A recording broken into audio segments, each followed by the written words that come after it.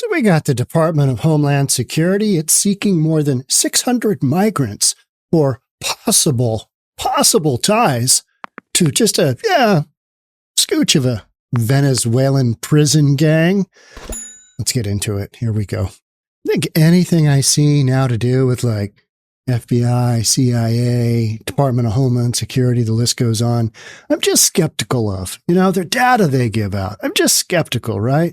So far, 100 illegal immigrants have been identified as gang members. That's comforting. The rest remain under investigation and could later be found to be victims, witnesses, or members of the gang. We don't know. That's the point, right? We have no idea.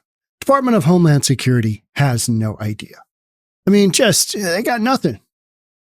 I was watching a video of somebody who was covering this, and they thought, there's probably more like 4,000 in the U.S. right now, actively. Okay, that would make more sense. But don't worry, only 3 buildings in Aurora, Colorado were taken over. And, we downplay that. It's just 3 buildings. It's just 3. It's not that, several hundred units of housing. Not a big deal. We don't worry about that. Department of Homeland Security has identified more than 600 migrants who may have connections to a notorious Venezuelan gang. Remember, this is NBC News. If you can read news from the enemy, you got a story. It's from a Venezuelan gang that is drawing growing concern. I have concern about these illegals and their criminal gang affiliations. Concern from local and federal law enforcement officials, according to data exclusively by NBC News. Roughly 100 of the 600 migrants, Department of Homeland Security has deemed subjects of interest, and that is in quote. That's interesting. We're going to follow this guy here. Yeah, he may do a little robbery, maybe a little bit of sexual assault. We're not really sure, but he is a subject of interest. And these 600 was confirmed members of the gang. 100 of the 600 were confirmed members of the gang. That's more comforting. Whom the department recommended to be placed on an FBI watch list. Hey guys at the FBI. Maybe watch these guys over here. Venezuelan gang known as Tren de Aragua has a known presence in 15 states. Guess what? They're in all the states. One way or the other, they are in all of the states. It's just we don't have an arrest record in every single state right now. They're in all the states. Why wouldn't they be is the question. Well, Sean, they tend to congregate where lots of the Venezuelans go, and so Venezuelans aren't going to go to Wyoming. What's interesting, though, they've got a known presence in Idaho, got a known presence in Utah, known presence in Colorado. Places where you're like, Utah and Idaho, right? No, they're there. They've been arrested. So it's not shocking that they're in all. Are they in Alaska? I don't know. Hawaii? Probably. Why wouldn't they? Because it's hard to get there. Yeah, okay. Oh, yeah, but think of the opportunities there. Because it's Hawaii. Homeland Security officials began working to compile the data on Tren de Aragua this spring after they saw a spike in crime by gang members in New York and other cities. We just watched that in real time, didn't we? We're just kind of sitting back going, yeah, all those kids on scooters, they look like they're young, single, military-aged men from, some Central American country, and they're from Venezuela. And they got dumped out of the prison system and they're here, or they've been, recruited. And we've got stories of recruiting. I did one not long ago in Houston, Texas at a middle school, 7th grade, because that's where you go where the kids are young and vulnerable and they probably don't have a dad. It's a known quantity. You go after the kids without a dad because they're easier to bring into the fold. P. Diddy style, right? So we got New York and other cities across the U.S. Crimes tied to the gang include sex trafficking in Louisiana and the point-blank shooting of 2 New York police officers. So you got these people who are in the country and they are essentially protected because if you're in New York City, the world's your oyster because they're not turning you over to ICE. Oh, no, we don't deal with ICE. We're a self-proclaimed sanctuary city. That crap drives me crazy. Need to get rid of that. Just get rid of that. It's just, It doesn't do anybody any good. Oh, we need to protect them. No, you need to be able to vet everybody. And part of that means you turn over criminals. When it's a known criminal, you turn them over and have them deported. But we're just not doing that, right? We're not doing that. Kamala Harris talks about being tough on the illegals. Radio. U.S. Immigration and Customs Enforcement has arrested more than 100 people suspected of being associated with TDA since October 2022. 75 arrested for immigration violations. More than 20 have been referred for federal prosecution. These numbers should not be happening, or they should be happening at a much, much reduced number, because if you vet people and keep them out of the country, the Remain in Mexico policy, which we had until Biden got in office, and then just boop, he just shit-canned that right off the bat, didn't he? Along with, let's stop building the wall until, this isn't politically advantageous, the position I've taken. And then 94 executive orders later, and the southern border is just wildly porous, millions coming through each year. Department of Homeland Security has an ongoing operation to crack down on gang members through a rescreening certain individuals previously encountered, in addition to the rigorous screening and vetting at the border. All individuals confirmed or suspected to be gang members are referred for criminal prosecution or detained and placed into expedited removal. I don't believe that for a second. I just don't. You know what I mean? It's just like, okay, all right. Still got just a whole bunch of them running around. And then folks don't want to believe, it was fake news where those dudes are running up the stairwell with their, assault rifles, pistols, and busting into doors. If you read the information from the lender on those Aurora, Colorado buildings, they were basically taken over and held hostage by Tren de Aragua. And yet their own, governmental officials are like, nothing to see here. We got nothing. It's just a small little problem. Well, we know it's much greater than the numbers here, but we know that it's a problem. I mean, it's just out there. This is one of those issues. But mainstream media takes these issues and just, let's not really talk about them, because if we don't talk about it, it's not happening. You know what I mean? Determining the exact number of TDA members who have crossed into the U.S. is an enormous challenge because, unlike most countries, Venezuela does not share its criminal histories or other information with U.S. officials. We have no diplomatic relations with Venezuela. It is an absolute wild card, as are many of these Southern American or Central American countries. There's not much to deal with there. They're just absolutely outside the boundaries of, hey, is there any accountability here? No, not really. Because when you turn over your own prison system to the prisoners and let them run it, hey guys, recommended, why don't you get a couple of restaurants in there, a gym, maybe a petting zoo? Legitimately, in Venezuela, where Tren de Aragua is from, they had a petting zoo in the prison, a petting zoo. So when the wives and girlfriends, the wags, when they came, they could bring their children. Hey, go pet the giraffe. It's all good. And say sorry to daddy. He's still in prison. Venezuela does not share its criminal histories or other information with U.S. officials. That also makes it difficult for border agents to identify who among the Venezuelans crossing the border might be TDA members. But you know what? Let's just go ahead and let a few million each year come into the U.S. and we'll just hope for the best. And then, when the young ladies get assaulted and then murdered, and we're like, oh, good Lord, how did this happen? Oh, man, didn't see that one coming. Law enforcement experts say the figure of 600 illustrates the gap in intelligence. Should we really be using the word intelligence here? Intelligence about the gang's presence in the U.S. due to the lack of information from Venezuela. Number is disturbingly low, said Frank, from former FBI assistant director for counterintelligence and an NBC News contributor. It should be higher. Maybe that's the dude I saw. And he was saying like 4,000. But Figliuzzi said TDA has not reached the size or sophisticated larger level of gangs that have existed in the U.S. for years, like MS-13 out of El Salvador. Most gang experts would say that TDA is not yet exhibiting signs of sophistication.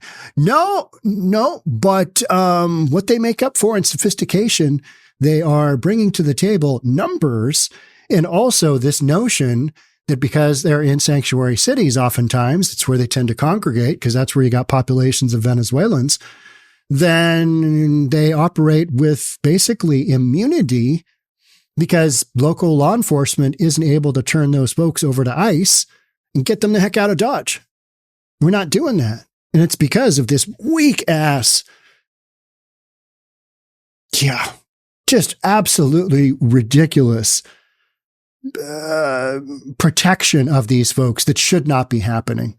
It's gone the opposite way. You know what I mean? MS-13, which emerged in Los Angeles but grew into a transnational gang in El Salvador, has roughly 10,000 members. That's comforting as well. All right. All the more reason to just let thousands and millions of people into the United States who we don't really know much about them and don't really vet them that often. And we just pretty much give them here's your number. And they show up at a court hearing. And, yep, here's my story. The 18th Street Gang, also from Central America, once had an estimated 30 to 50,000 members, according to the Justice Department, though its numbers have weakened after a nationwide crackdown in El Salvador. You ever seen those videos of all those guys in prison in El Salvador? It just looks hideously brutal. That's what we should do here in the United States. Yeah. Then you wouldn't have people committing crimes quite so often, right? You know, you've got all the prisoners with their hands behind their back and they're literally hunched over on top of the next guy in front of them. Just run it like that. Run it like that. Oh, no, Sean, that would be a human rights abuse. Well, how about the people that they're impacting in society with their criminal activity? That's also a criminal rights abuse. Yeah, we don't want to go there. We're protecting the criminals. That's what we're doing. 2024 campaign issue. The exact size of TDA in the U.S. has become an issue in the presidential campaign. The left wants to say there's really no issues here. It's a gross exaggeration. Whole thing in Aurora, Colorado, that wasn't a deal. The Haitians eating all the pets in Springfield, Ohio, that's not a big deal. That's misinformation. Then how about all the, young ladies who have left this world at the hands of an illegal that treated them super, super poorly towards the end of their life, at the end of their life. What about that? You bring enough people into the country, you're going to have some bad apples. Yeah. And that is deemed racism. Former President Donald Trump has claimed that TDA members have invaded and conquered Aurora, Colorado, Denver suburb. That's the state's third largest city. You know what? They have definitely invaded. Whether they have conquered the whole city, no, they haven't. But that's not what he's saying, I don't think. He's saying, hey, you got 3 big apartment complexes and you basically ran over management. You bloodied and beat up a management member. And he's like, yeah, I don't think I'm going to go back to work in that environment. And I don't blame him. And Tren de Aragua, you know what they said? Hey, we'll work with you, but here's the deal. We need half of the rents. We need half of the rents, and we'll just kind of call this all good. You guys do your thing, we'll do our thing, but we're going to collect half of the rents. So you imagine you're a management member, you got guys, armed guys from a prison gang from Venezuela. What are you going to do? Oh, no, you're not. No, you're not. Are you going to push back like that? No. For what you're getting paid? I don't think so. And so they tried to bring local law enforcement. I'm not really sure. We don't really know what to do. Aurora's police chief and its mayor, Mike Kaufman, a Republican, told NBC News last month that Trump's claims about the gang are grossly exaggerated. Okay. Did they take over 3 big apartment complexes? Yeah, they did. All right. Is that a good thing? No. No, it's not. Kaufman said TDA members have not taken over the city of 400,000 people. Instead, several apartment buildings neglected by their landlord for years have a crime problem. You know what? It's not because the buildings are in bad shape. The buildings being in bad shape reflected a low-income environment for Venezuelans who couldn't afford anything in Denver because Denver has brought so many illegals in, and they've totally stripped out all the affordable housing. They went next door to Aurora, and so they went into these buildings that were affordable, super cheap.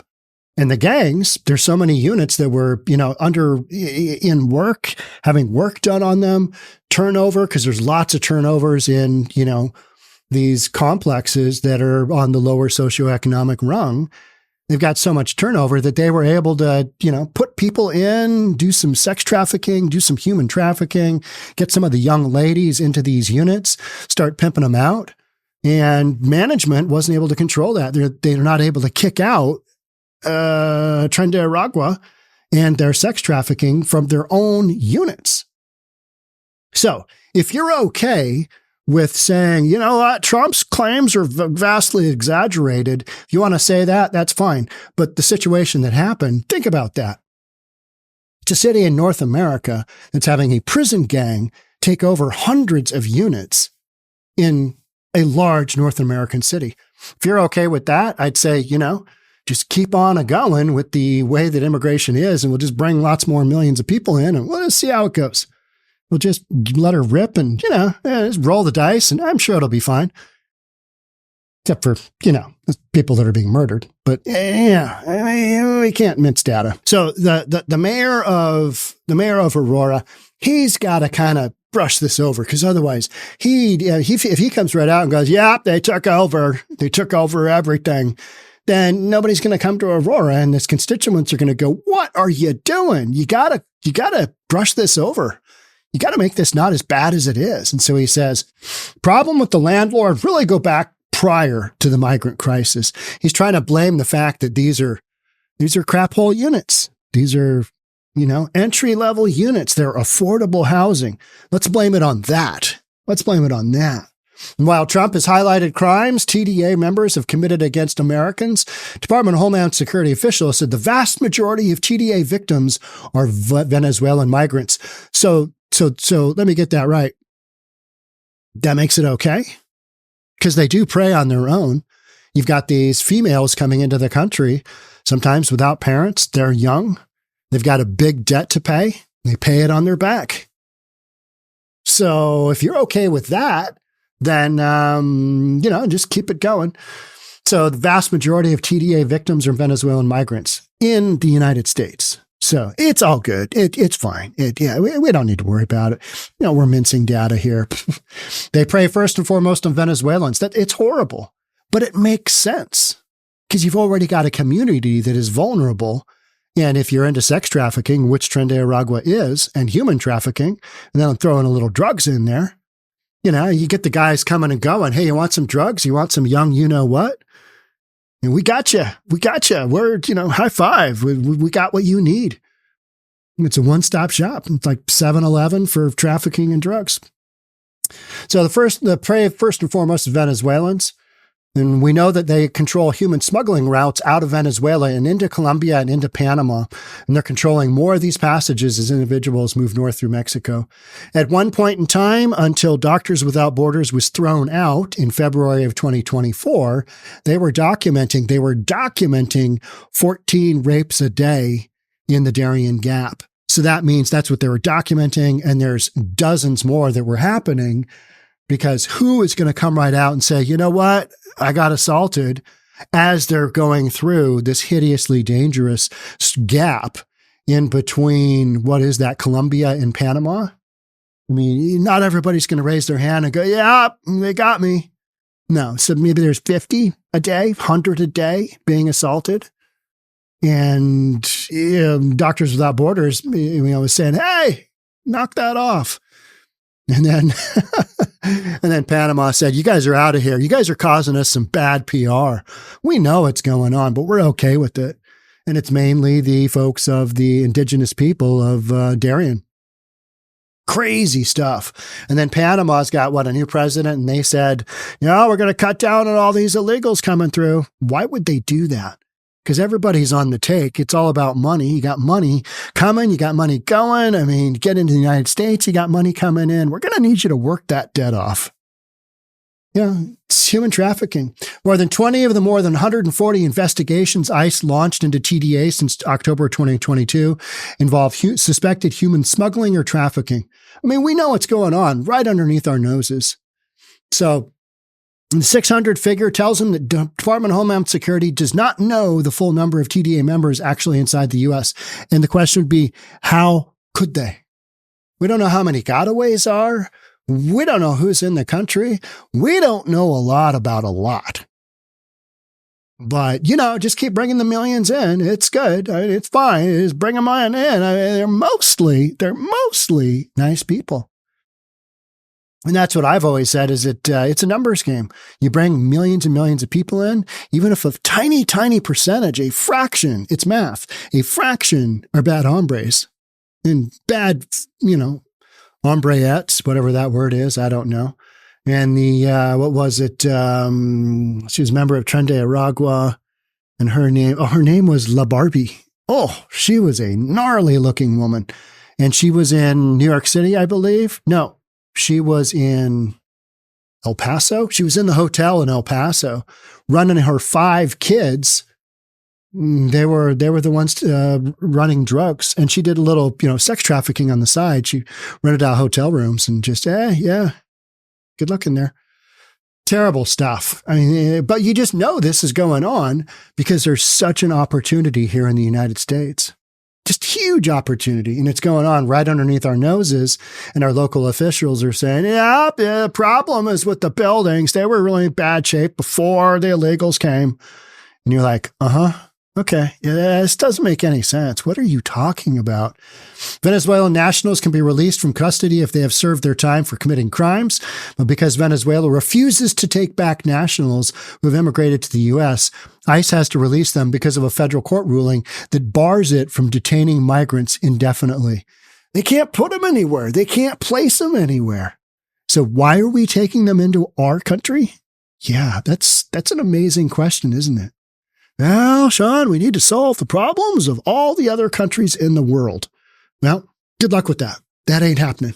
And that's kind of where I sit.